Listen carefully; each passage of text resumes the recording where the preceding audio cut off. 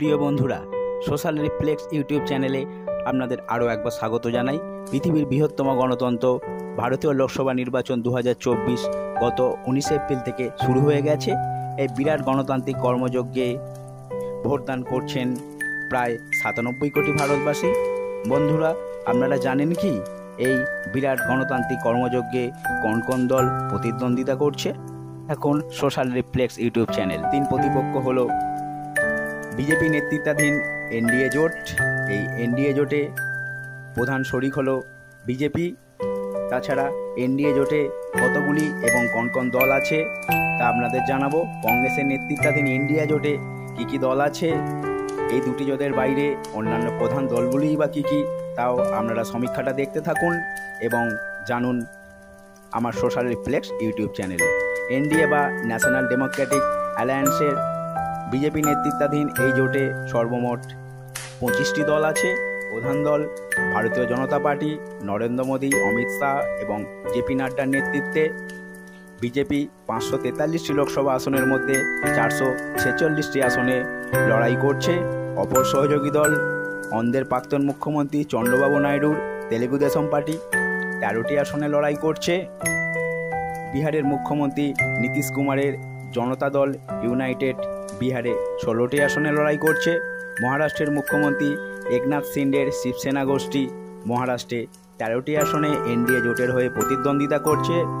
পাসওয়ান তার দল 5টি আসনে লড়াই করছে বিহারে। এছাড়া এনডিএ জোটের অন্যান্য আঞ্চলিক দলগুলি হলো ভারত ধর্ম জনসেনা কেরলে 4টি আসনে লড়াই করছে। জনতা দল সেকুলার কর্ণাটকে 3টি আসনে লড়াই করছে। কুমারস্বামীর দল জনতা দল সেকুলার। বিজেপির দীর্ঘদিনের সহযোগী দল আপনা দল উত্তরপ্রদেশে 2টি আসনে লড়াই করছে। এনডিএর অন্যান্য সহযোগী দলগুলি হলো তামিলনাড়ুর তামিল মানিলা কংগ্রেস এবং পত্রালি মাখাল কাটছি নামক 2টি দল। অসম গণ পরিষদ এবং জনসভা পার্টি এনডিএ জোটের পক্ষে আছে।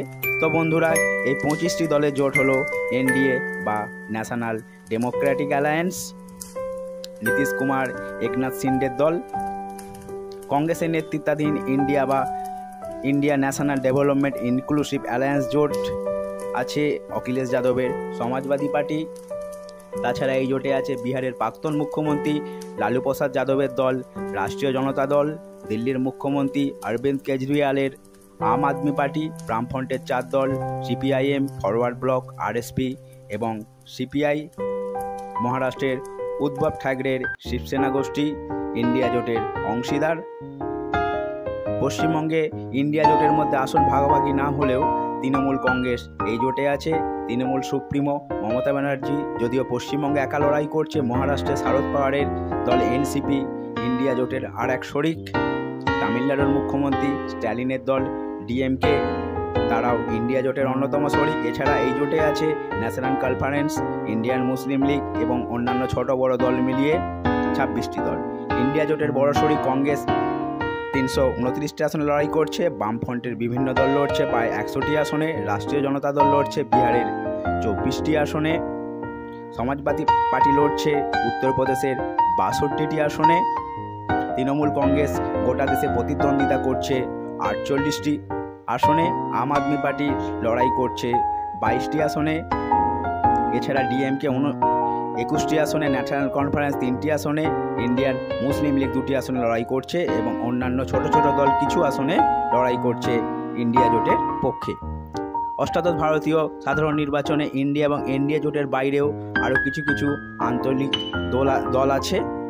সেই আঞ্চলিক দলগুলি হলো অন্ধ্রপ্রদেশের মুখ্যমন্ত্রী ওআইআরএস এর প্রধান জগমোহন রেড্ডির দল, তেলেঙ্গানার ভারতীয় রাষ্ট্র সমিতি প্রাক্তন মুখ্যমন্ত্রী চন্দ্রশেখর রায়ের দল ভারতীয় রাষ্ট্রীয় সমিতি, উত্তরপ্রদেশের দলিত নেত্রী প্রাক্তন মুখ্যমন্ত্রী মায়াবতীর দল বহুজন সমাজ পার্টি উত্তরপ্রদেশের 80টি আসনেই লড়াই করছে।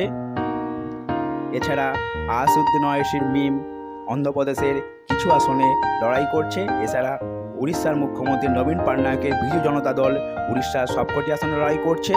কোনো জোটেই নেই এইসব ছোট ছোট আঞ্চলিক দলগুলি কেন্দ্রে যে দল ক্ষমতায় আসে তাদেরই সাধারণত সবসময় সাপোর্ট করে থাকে। নরেন্দ্র মোদী, অমিত শাহের নেতৃত্বাধীন জুটি আপ কি বার 400 পার এই স্লোগান বাস্তবায়িত করতে পারেন কিনা, নাকি কংগ্রেসের নেতৃত্বে 26 দলের ইন্ডিয়া জোট বাজিমাত করতে পারে, তা দেখার জন্য আপনাদের অপেক্ষা করতে হবে 4 জুন পর্যন্ত। ওই দিনই ভারতীয় সাধারণ নির্বাচনের রেজাল্ট ডিক্লেয়ার হবে। তো বন্ধুরা, আপনারা দেখছেন সোশ্যাল রিফ্লেক্স চ্যানেল। আপনারা চ্যানেলটিকে বিভিন্নভাবে সাবস্ক্রাইব করুন এবং যদি ভিডিও ভালো লেগে থাকলে আপনার পরিচিত বন্ধুদের মধ্যে শেয়ার করুন এবং লাইক করুন। আমার ভিডিওটি শেষ পর্যন্ত দেখার জন্য আপনাদের জানাই অসংখ্য ধন্যবাদ।